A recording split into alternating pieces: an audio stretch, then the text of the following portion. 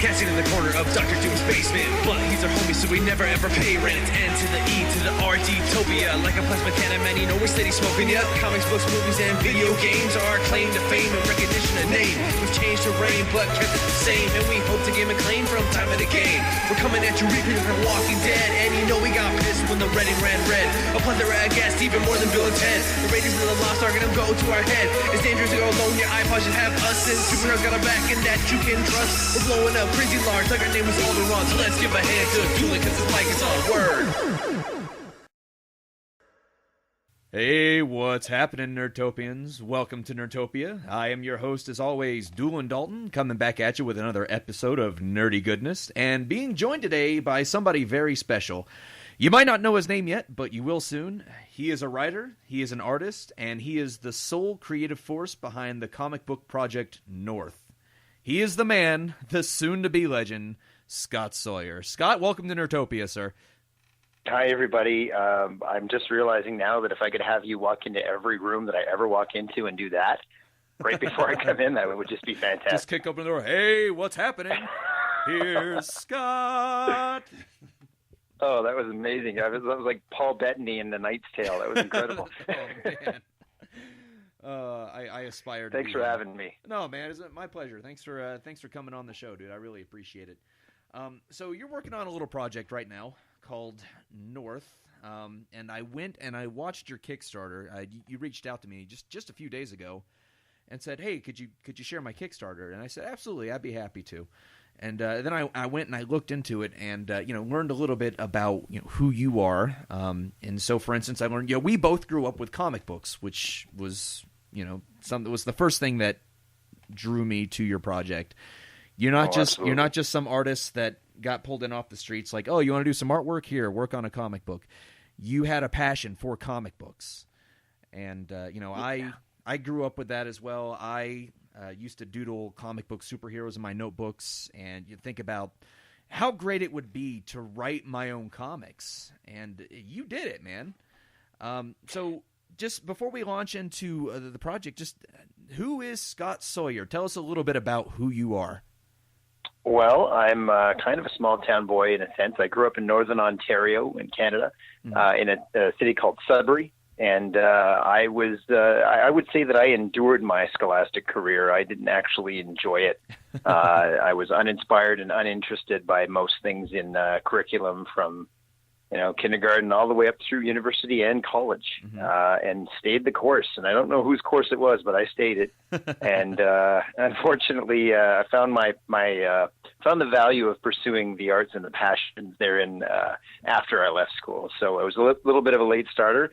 And much like yourself, I tried my hand at acting and filmmaking as well. So I spent about 14 years in Toronto pursuing that, and I would say that I could probably coach seminars on how not to have a film career. And they would come in droves. They would come in droves to learn all the things that you should not do if you want to get ahead in film. It's like Edison said, he didn't fail 100 times. He just learned 100 ways not to do it. Oh, yes. No, it was great. And what's funny is that, not to dwell too long on that path, but I certainly, it was a natural transition for me 6 years ago, because I had already been writing scripts for probably 9 years or so at that point. And that was for television or film, or most of which never ever saw the screen, but it does leave you a better writer over time. And taking a crack at I remember not drawing sequential art, but rather just pinups all the time. And even though I was getting to be a better artist along the way, there was no story, and it's not that much fun to draw without a story. You want to draw comic books, but you draw 3 pages of some sort of cliched superhero action, and suddenly you realize you don't know where you're going. Sure. And then it fizzles. And then, so having a story that I spent 3 years all told writing and editing it felt right. And of course, when you learn the importance of story in film, and I was also saddled with the painful awareness of how many people trying to make Canadian films. I'm not sure how much you guys know about Canadian film, but I know a bit. I know it's big up. I know it's big up there, especially in the Toronto area. Well, and it also struggles. It's kind of there's a system up here that seems, although it can churn out some wonderful stuff, more often it churns out stuff that leaves much to be desired, and we consume a ton of American and international films, and yet seem largely incapable of producing great stuff. So anyhow, I realize that there's a lot of cliches that you fall into, especially when a lot of people make it an exercise. If you're making something with a national identity, it becomes a flag waving exercise. Instead of a good story told about good characters. And that's a pitfall that I was very aware of when I tackled this. So Canada-based story, Canada-based heroes. Yeah. But try not to make it just about that, because that sucks, and then you alienate not only Canadians but other people that don't know what the heck you're talking about. So. Well, that kind of, you make an excellent point there, and that kind of like leads me into the next question I was going to ask you was, you have this story you've been working on for the past 3 years, and so what kicked around? What was the inception of the concept of North? Did you decide that you wanted to write a comic book and then you sought the inspiration, or did the inspiration just hit you and you said, I will write a comic book out of this? Well, what's funny is I think that it's weird. I don't want to sound cheesy or anything, but sometimes there's a trance that you feel like you fall into when you're writing or creating something. And when you're on the other side of it, it's very hard to explain. But I would say that there were many characters that I had drawn over many years. A lot of these stories were inspired by illustrations. And even though I wasn't yet into my writing comics gear, there was a lot of people there with stories and fragments that I never really forgot. And I kind of kept them in files, literally and mentally, just for another day. And it really, I think there was a series of characters that I was whipping up that had their own little kind of inklings of stories. And then I quickly realized that there was an opportunity. I saw a generational storyline kind of unfolding. And I realized that that paired with the fact that there was largely only one Canadian superhero that I remember growing up with. And aside from the very obvious contributions from Marvel and such, I'm always getting questions like, oh, if someone sees one of my characters that has a maple leaf on him, it's like, oh, Captain Canuck. And I'm like, well, yeah, but no. Not at all, actually. But yeah. And also, Wolverine, Alpha Flight. I mean, These were all little nods to Canadian culture. And it's funny. I don't want to, especially, you guys are based in Florida, yes? I'm in North Carolina. But sorry, apologies. No, that's okay. Apologies. No worries. I'm from Florida originally. Geographical ignorance. No, I'm from Florida originally, so that's probably where you got that from. Oh, okay, got it. But I had a thought in my mind that Captain America probably gave birth to Captain Canuck, and that was a character from Canada that everybody kind of knew about. And it wasn't that it was a household name, because geekery was still an obscure thing back then. And we were the huddled masses in the shadows. Yeah, well, we talk about that a lot. About how it's just the geekery has become such a mainstream thing now. Whereas 20 years ago, probably when you and I were kids, it was not so much the case. Oh no! Well, in fairness, 20 years ago, I was still a 20-year-old man. I'm an old man. I'm not too much. I'm not too far behind you. Fair enough. Thanks for the kindness.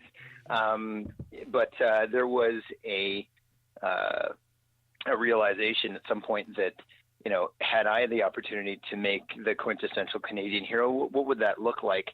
Now, in a team book, of course, it's not at all about any one character, but it was nice to actually not just make it an attempt to try and revamp one character and how I would do it. But I realized Captain Canuck growing up didn't have any competition. And I think I've said to some people before talking about North that, good things come from competition. Well, and it raises the bar and pushes people to, everything. It inspires people. It pushes them. And Captain Canuck was kind of the only. And I just realized, later on when I was doing this book, I was like, there's a lot of people throwing their hat in the ring these days. And I guess I just wanted to do that, not only because I love comics, but also because I was like, we kind of deserve a book that, speaks to us, not exclusively, but at least, is I tried to write a book that we would have loved to have grown up with, and I hope that I've achieved that, because God knows the amount of stories that I've consumed via comics. Mm-hmm, mm-hmm. You know, it's good. I'm glad that I waited until I was in my mid-30s before I tackled the writing, because I think that an earlier attempt would have just been a younger me, and it wouldn't have been what it is today, which again still has to get out into the world and prove itself. But I like my odds at this age.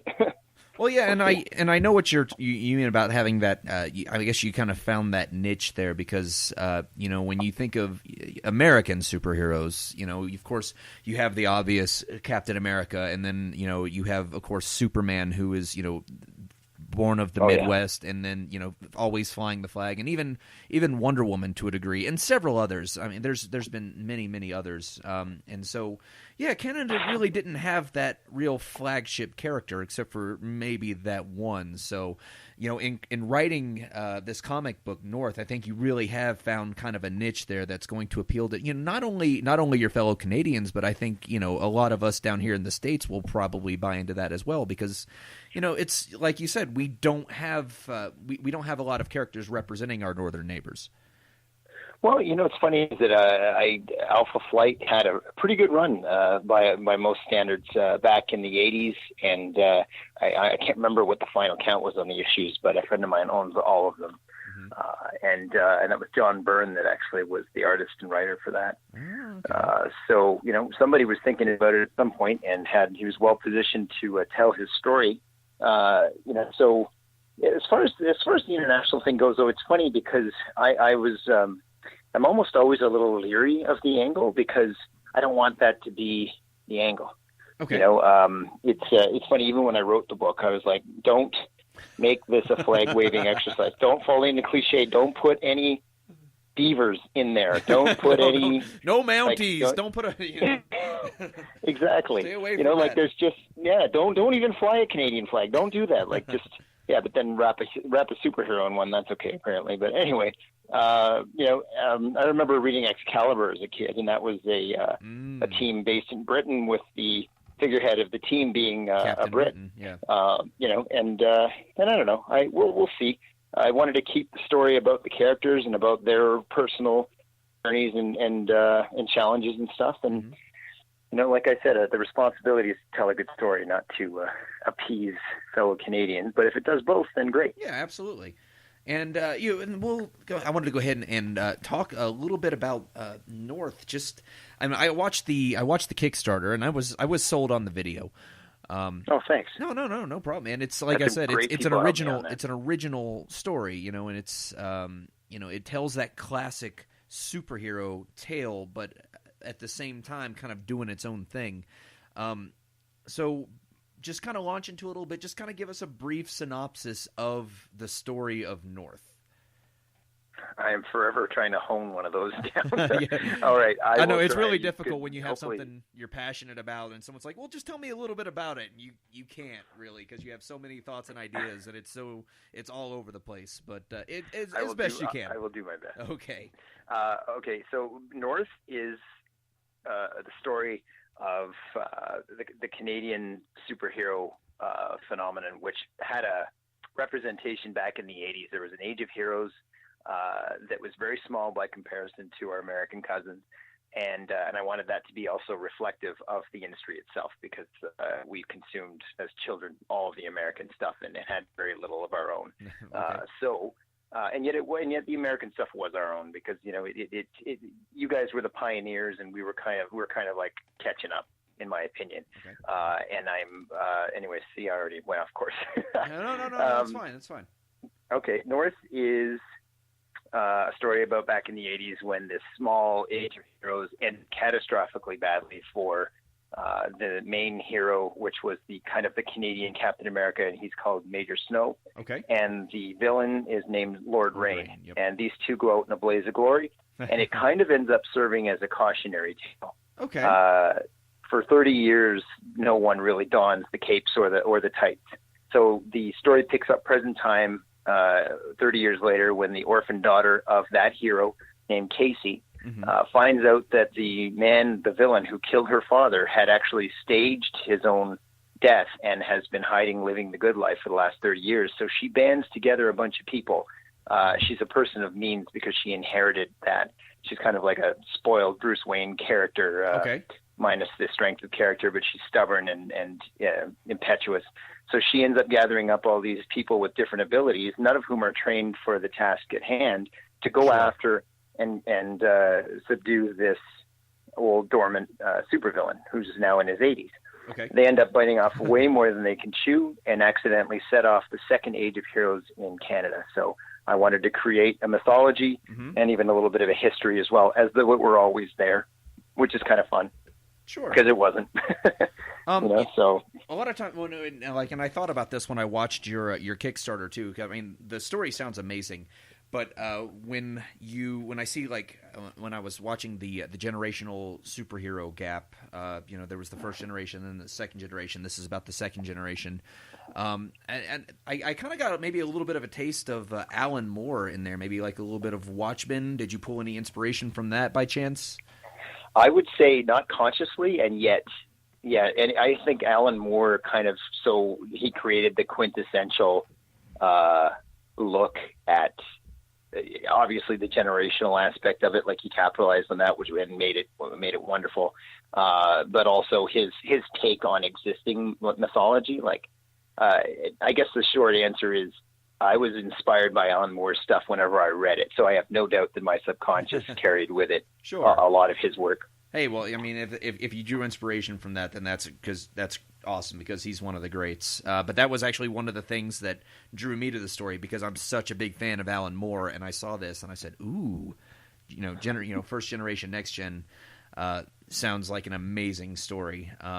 I literally have something up on my phone right now, not as I'm talking to you, obviously, but there's something up on my phone from Facebook. A friend of mine posted it, and it's Alan Moore talking about how authors should be going to the small publishing companies instead of the big ones. And I actually haven't read it yet. It was on my list of things to do tonight. But yeah, I'm curious to see what he has to say, given the fact that we're actually, at this point, kind of the intent is to self-publish. Yeah, well, it's, if he says it, then, I agree. He's always been kind of very anti-establishment, but I don't want to go off on a rant about Alan Moore. But understood. Yeah, he can afford to be at this point. I think. I don't know if I can. But no, he's one of the greats, and if you drew inspiration from that, then even better.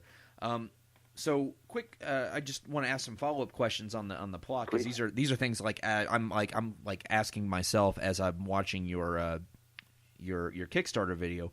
Casey Van Allen, she gets a lead on how to perhaps find Lord Rain, or the fact that Lord Rain had faked his death, so to speak, who the once legendary Major Snow. So right off the bat, we have a strong female protagonist, which I think is awesome. Did she know her father? Did she have any kind of relationship with him? And was she close to him when he died? And did she know who he was?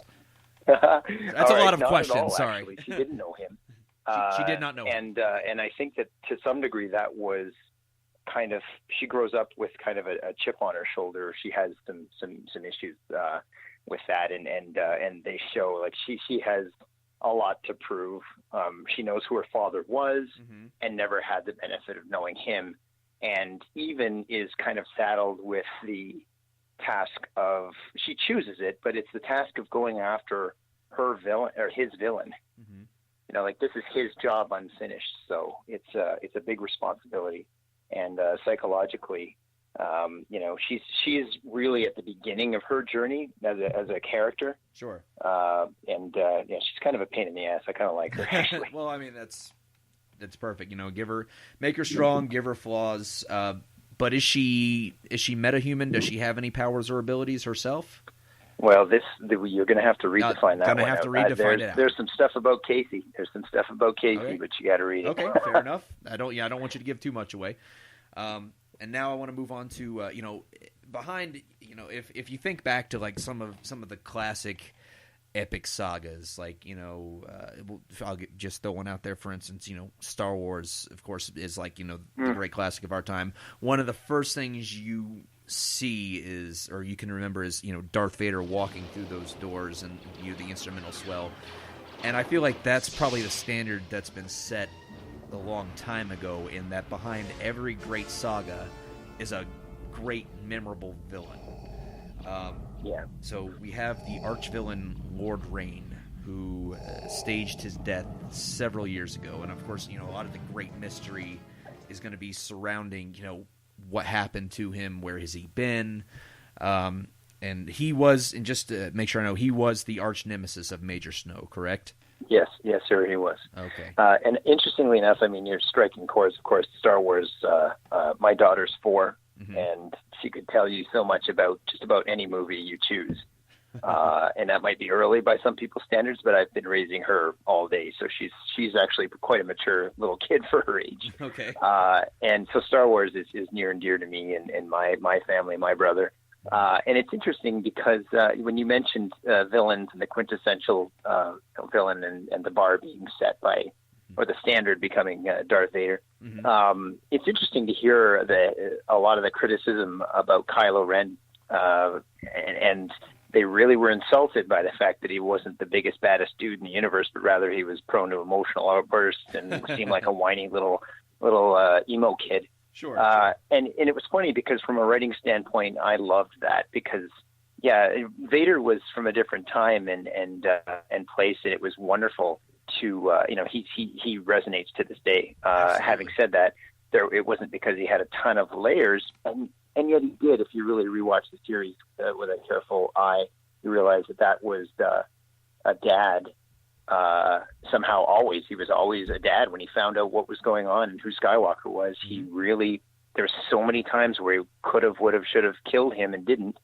And so many times where he tried to save him. Yeah, he tried to turn him to the dark side, but to be with him as well. Like there was anyways, without going on too far about that, Kylo Ren, I tried to add some layers to my character. And of course I'm not saddled with expectation because this is the brand new concept.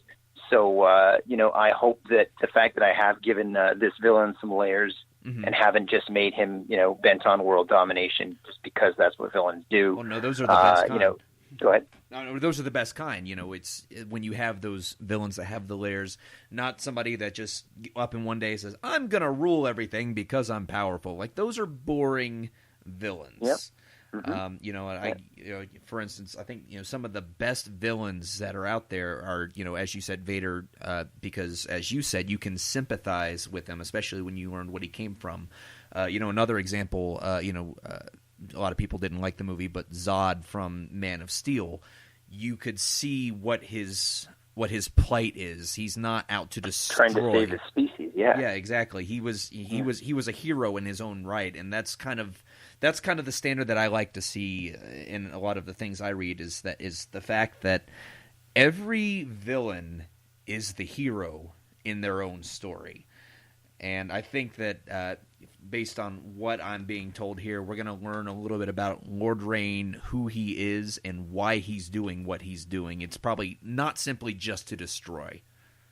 You know what? I at this point, I'm like, what do I make public and what do I hold back on? But you know what? Given that the second issue already touches on his motivation, it's not a problem. I don't consider this too big of a giveaway. Okay. I'll take Lord it. Rain Am I getting an exclusive right now? Because yeah, but you have to announce it like the beginning of the interview. No, I'm just kidding. So Lord Rain is the result of bullying. Okay. This is one of those things I wasn't saddled with big responsibilities. Patriotism has been covered as a subject related to North, but certainly if I had anything to say or I wanted to touch on any themes, I remember very vividly my own experiences with, and worse yet, the experiences of others with bullying coming up through school. And Sure. I just wanted to do. I don't want to say do my part. I wanted to draw some attention to this because when I have a kid now, and honestly, like, she's the most important thing in my world, and there are things that I worry about preemptively on her behalf. And I think that funny enough, it was even before her, but I think that I always had this haunting kind of memories of what that does to children. And I thought, why don't you make a villain that is the result of that? Yeah. And, instead of crumbling, and in some cases people, go the suicide route, it's like terrible things happen to people because of bullying. What if this guy turned it and became the baddest dude in that universe, you know. Absolutely. And I wanted him to have a hatred, like a deep-seated hatred and resentment for a lot of the things that he had growing up and what happened to him, and I wanted that to be shaped. And I also wanted it to play into who he targets. Right. You know, in life, it's not just about, you know, wiping out the planet or anything like that, nor dominating it, but in his way, he kind of wants to rewrite it. He sees this incredible wrong. Mm-hmm. And all the levels that it kind of is allowed to exist on, and he exists to counter that. And it's funny because he probably made his peace with a lot of things, but it's Casey that ends up kicking the bee's nest by going after him. Oh, okay. So she stirs up the trouble herself. Oh yeah. I mean, this is a guy who's been dormant for 30 years. I mean, she's not without motivation. I think, you know, she wants to know what happened to her father, obviously. Oh yeah. She's probably even wondering if you know, maybe he's still alive. Really dead? You know, I mean, that was the other thing. I thought, well, if he came out of hiding, maybe her father's still alive. You know, who's actually, to say? What happened is he fell into icy waters and was encased.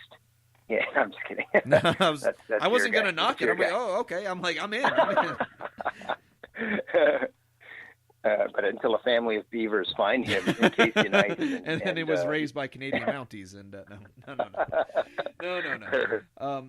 No, but I think, and you know, and a lot of your readers could probably sympathize with that. Like, you know, me as a kid growing up, you know, I was picked on and pushed around a lot as well. And, you know, I think a lot of us probably were, because kids can be cruel. They really can. And then, you know, you grow up and you are better for it. But I think that is a really clever way to paint your villain in a very sympathetic light, so that you know, a lot of people could probably sympathize with him and see where he's coming from. So I'm kind of excited. I want to see this villain and where he comes from and what he's about. And another thing I kind of wanted to know is the synopsis of North tells us that heroes south of the border in America are alive and well, and they kind of have like their own sort of golden age of superheroes that are happening down there, which is obviously disconnected from this story, probably something that may or may not be mentioned in the background. But as you said, you're building your own mythology of superheroes here, which is a great and exciting thing, and it leaves the door wide open for things in the future. So my question is, let's say, you know, further down the road here, you know, you move further in the series. Do you ever maybe see any of these Canadian superheroes perhaps venturing to the South, or maybe some of these heroes from the South coming up across the border and maybe meeting some of their American counterparts in the series? Yeah, well, you know what's interesting is that I had a lot of fun with that aspect of it, and I had a group of characters called the U.S. Ringers. Okay. And they are people that are brought in by Lord Rain to basically serve as the muscle behind his operations. He does consider himself kind of a grand conductor. Okay. He has elements of the arrogance of Doom, I think, in some cases, and maybe even some old Skull. Like, I think he was definitely reminiscent of some of my favorite old villains back in the day. Mm-hmm. So the American culture is referenced in a few. There's actually a character named Freebird, which I had fun because I know that's a Steve Miller song. Yeah. Okay. But he is someone who, when the flare-up of Canadian heroics starts to happen again, the watchful eye of the American government is on Canada. Mm-hmm. So they end up getting a visit from someone who's kind of just shows up to do a little bit of posturing and checking in. It's almost like someone has some very powerful weapons very close to the border, and we just thought we'd come over and say hi and just remind you of a few things. So. Just thought we'd poke our head in and see what you're doing. Yeah. Has nothing to do with this massive weapon. And then, of course, that's on the good guy side. And then on the bad guy side, if I could use simple terms, we have these ringers that are brought in by the very wealthy Lord Rain to kind of deal with this group that has kind of reared their head and stands to get in his way. So these ringers, American characters are only one of them is actually kind of flying the American colors, and then the rest of them are just kind of random thugs for hire, but they are all kind of interesting in their own way. And some of them were invented just for the story, and some of them were based on sketches I did when I was in early years in high school. So it's kind of exciting to see these guys be given a little bit of a life. They were dug up from, in some cases, from old portfolio cases filled with aging old pencil sketches and such. So. Well, yeah, and that's that was something I kind of wanted to maybe touch on a little bit too, if it came up. What were some of the characters that you might have cooked up that maybe got tossed to the side and were perhaps collecting dust, but now I know this is you kind of took them out, dusted them off, and said, all right, we can go ahead and fit these guys in right here. Yeah. Well, let's see. One of them you won't see for at least a few issues, and that is Ren is one of them. And he is kind of right down to the saber, he is kind of a arrogant, pretty highly deadly and very skilled man, but he's such a gentleman in the midst of any ass-kicking. And he's kind of a pompous scoundrel, great with the ladies, great with the sword. Those are always the best. And right down to the long flowing hair, and I would say, I don't want to say Wolverine-esque, but certainly somewhat fashioned after the kind of the sharp features above the eyes and stuff. He's great. There's another one. I got a kick out of this one. This guy I called the Alabaster Salamander. That one's fun. Okay. And as funny as that sounds, he's not to be trifled with, and he's a master thief and assassin, and can he looks creepy, and he doesn't speak at all. He's completely mute, so his deadliness doesn't come with an explanation, nor do his intentions. Right. So he was very fun, and he's kind of just in a bodysuit and kind of ambiguously so. So we're really not sure what side of the fence he's playing on, but. He's one of them. I have a character that I thought was very reminiscent of the old Rhino in the old Spidey cartoons and the old comic books, and his name is Mammoth. So you got to have the enforcer in there. Sorry, Doolin, what? I just said you got to have the enforcer in there. Yeah, no, he's great, and he's also somebody that was in the fray years ago with Lord Rain. He's kind of like an old retired guy that still resides in prison, so he might have Lord Rain actually ends up calling him to his side to do his bidding again. So he might have a little bit of information or exposition to give down the road. So interesting. Right. I like it. Cool. Good. I hope so. If I've done my job with the writing, then it's been, like I said, it's been 3 years of writing. It's been another 3 years of illustration. Right now, I have almost completed the third issue. Pencils wise, and we have this incredible colorist who's based in Germany. He's just a wonderful guy and an incredibly efficient worker. So he's done the sample pages. So any colored art you've seen of North, that's his colors on top of my pencils, and I'm so glad to have him. His name's Falk. Wonderful guy. Okay. We have where was I going with that? Oh, the illustration. So 3 issues done, or darn close to done actually, and we have 14 plotted. So that's written, plotted. That's great. And that's volume 1 of North, because yes, I do have plans someday to go beyond that. So whether that's in a continuous series or whether we decide to relaunch it as a second volume, I don't know, but it's been a ton of fun. The Kickstarter's been far better than I ever could have dreamed. We had, in 8 days, we hit our first target. For the first issue, and we've been since then trying to kind of regroup and figure out, well, what the heck do we do now, because we didn't anticipate that kind of success. Hey, so it's a good problem to have. Go ahead. I said it's a good problem to have. It is. I'm sorry, I'm talking over you sometimes. No worries. So what we've done is basically, I've thought about this, and I've actually talked to a lot of people as well. Sometimes when you're enjoying the art aspects, you can easily neglect some of the more important aspects of a project, getting it out into the world, for example. So I've been schooled quickly and with no punches pulled on the realities of comics and getting one off the ground these days. And although there are different avenues, there certainly seems to be a lot of people moving towards digital to discover and or purchase their comic books. And of course, being the vintage that I'm from, I was thinking, okay, so we're going to have a budget that's going to be for all the people to get their hard copies, all the donors, and then we get as many prints as we can possibly afford and get them out onto shelves. And the truth of the matter is that there's no way that we could contend with some of the marketing, the sheer volume, all of it. It's of major companies. We can't compete. We shouldn't pretend to be them.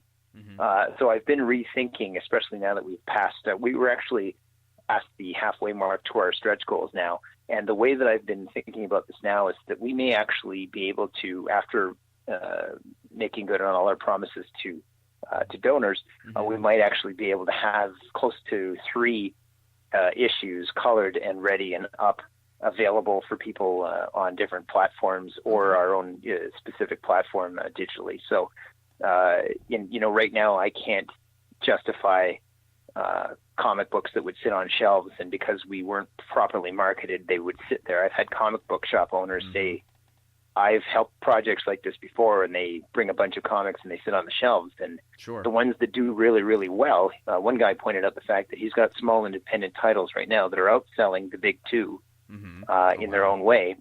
And they're doing this because they built their readership online. And these books are being printed because the demand is there, and they're being bought because the demand is there. So I could very easily fall into the trap of producing, blowing every dime and every nickel on copies, and then finding myself not much further along than I was in terms of exposure. So what I would like to do is plan for this, and of course, after making or honoring promises to the donors, making sure that we're responsible to the project itself long term, and who knows, maybe even someday turn a profit. Well, I mean, you know what they say, social media is your friend, and it sounds like you're going about the right way. You've been on, I think, 2 other podcasts at this point now, I think. Is that correct? You know what? I think it might be 3 or 4. Okay. You've lost count. Does that make you feel dirty? I'm sorry. Oh, no, it's fine. It's fine. But you know what? With you, it was like the first time all over again. I bet you say that to all the podcasters, Scott. No, it's a pleasure. And you know what? Every one of them takes a different direction and covers different things. And thanks to your questions, of course, this time is no exception. So you're quite a good interviewer. Well, I don't know if you're going to put that in or not, but you're welcome to. No, man, it's definitely it was definitely a pleasure having you on, having you talk about it. I was interested before, but now I'm definitely looking forward to seeing this. When do you have like a set timeline for when the first will be available? Well, we've got, for the donors, they will be getting the first books out, and those ones will be on in December, I believe. I would like to get them out before Christmas, just in case anyone's thinking that in terms of gifts. We also have some people who've come in for some very large rewards, which I didn't anticipate that either, but one gentleman's purchased something for his kids, which is them showing up in some of the pages of the book. Okay. So little cameos and stuff. So yeah, for that reason especially, I would like to make sure we get it done before before Christmas. In terms of being available on the stands, like right now, I will make that. Or even available. digitally. Even digitally. I said even digitally. Yeah. Digitally, the first book should be available in December, if not before that. But I don't want to insult my donors by making them the second batch of people that get the book. Sure. I just think that would be in bad taste. So in all likelihood, the dam breaks on December, and the world gets to see North. All right. Fantastic. The Beaver Dam gets to break, rather, whatever. It's funny. There's probably a bunch of American listeners going, "What's with the beaver references?" Because one of the jokes about Canadian culture is that you guys don't know a damn thing about us. Right. and that's why I kept making the Mountie jokes. I was like, "Oh, let me just go with whatever Canadian stereotype I can dig out." That's Doolin, if you're not part of the solution, you're part of the problem, buddy. No, I'm sorry. Just kidding. I'm just joking around with you, but have a good day, eh? Yeah, exactly.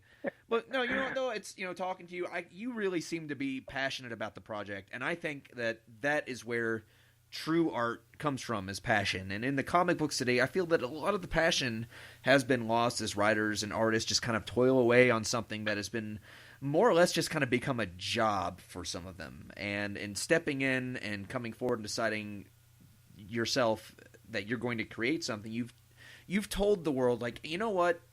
I can bring something better to the table. I will bring something better to the table. And just speaking to you about it, I am super excited about North, and I'm sure that everybody that's helped support you in this endeavor is excited about it as well. Otherwise, they wouldn't be supporting you. So there it is, man. December-ish. Stay tuned. If you follow me here on Nerdtopia, I'll make sure to post it when it becomes available. You can also follow Scott's page on Facebook, North. You can follow his Twitter. And the Kickstarter, which I have posted, but I will post it again in the link of this podcast when it goes up. So, thanks so much, Stu. Oh no, it's my pleasure, man. It's great. It's just great to talk to a fellow nerd and an artist who just really wanted to bring something to the table, and I'm super excited about it. So we will definitely keep our eyes northward, so to speak. Listen, thanks for doing what you do. We appreciate it. Oh no, my pleasure, man. Thanks for joining me here today.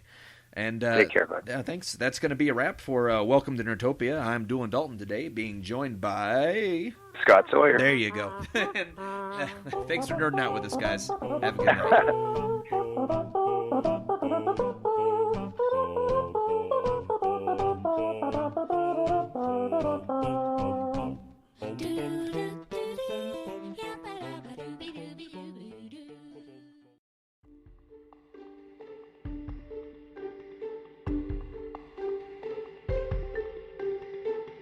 Hi everyone, I'm Scott Sawyer, creator and illustrator of North.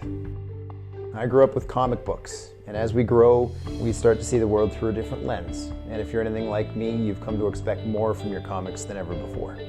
So I wrote us a comic book, and I wrote us a whole new mythology.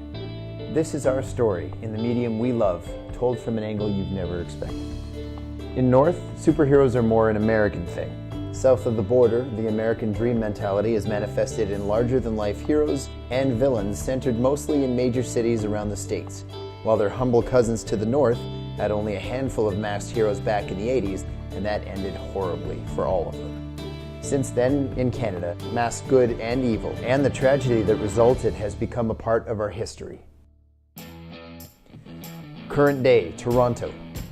Casey Van Allen, the offspring of the fallen legendary hero Major Snow, has learned that the monster responsible for her father's death, the archvillain Lord Rain, is alive and well, living the good life after effectively staging his death years ago.